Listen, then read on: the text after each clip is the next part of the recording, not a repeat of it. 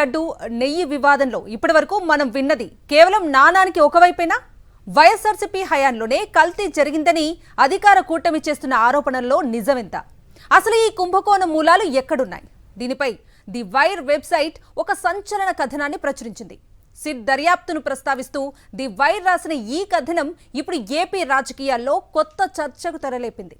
నెయ్యి సేకరణలో పారదర్శకత లోపం అనేది ఒక వ్యవస్థాగత సమస్యగా మారిందని, ఇది 2014 నుంచే కొనసాగుతోందని ఈ రిపోర్ట్ చెబుతోంది. ఆ వివరాలేంటో ఇప్పుడు చూద్దాం. సంచలన కథనాలు అందించే ది వైర్ వెబ్సైట్ కథనం ప్రకారం తిరుమల లడ్డు నెయ్యి సేకరణలో జరుగుతున్న అక్రమాలు ఇప్పటివి కావు. సిట్ విచారణలో వెల్లడైన అంశాల ఆధారంగా 2014 నుంచి 2019 మధ్య ఉన్న టీడీపీ ప్రభుత్వ హయాంలోనే నెయ్యి నాణ్యత పరీక్షల్లో వైఫల్యాలు కొనసాగినట్లు వైర్ కథనం స్పష్టం చేస్తోంది. ది వైర్ ప్రస్తావించిన అంశాలు ఇవే.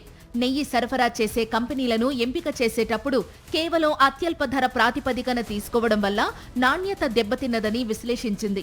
ఈ విధానం గత 10 ఏళ్లుగా కొనసాగుతూనే ఉందని వెల్లడించింది. టీటీడీకి సరఫరా అయ్యే నెయ్యిని పరీక్షించే ల్యాబ్ సౌకర్యాలు సరిగ్గా లేకపోవడం, ఎన్డీడీబీ వంటి సంస్థలు నిర్దేశించే ప్రమాణాలను పాటించకపోవడం అనేది 2014 నుంచే మొదలైందని సిట్ గుర్తించినట్లు ది వైర్ పేర్కొంది.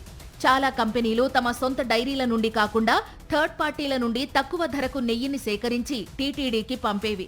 ఈ ప్రక్రియలో కల్తీ జరిగే అవకాశం ఉందని తెలిసి కూడా అధికారులు అప్పట్లో కళ్లు మూసుకున్నారని నివేదికలో ఉందని ది వైర్ తెలిపింది. ప్రస్తుతం జరుగుతున్న ప్రచారంలో కేవలం వైఎస్ఆర్సీపీ హయాంపైనే ఫోకస్ పెట్టినప్పటికీ సిట్ మాత్రం 2014 నుంచి జరిగిన అన్ని టెండర్లను, అప్పటి సరఫరాదారుల రికార్డులను తవ్వితీసింది. ది వైర్ రిపోర్ట్ ప్రకారం ఒక నిర్దిష్ట పార్టీని టార్గెట్ చేయడం కంటే టీటీడీ కొనుగోలు వ్యవస్థలో ఉన్న లొసుగులను సరిదిద్దడంపై సిట్ దృష్టి పెట్టింది.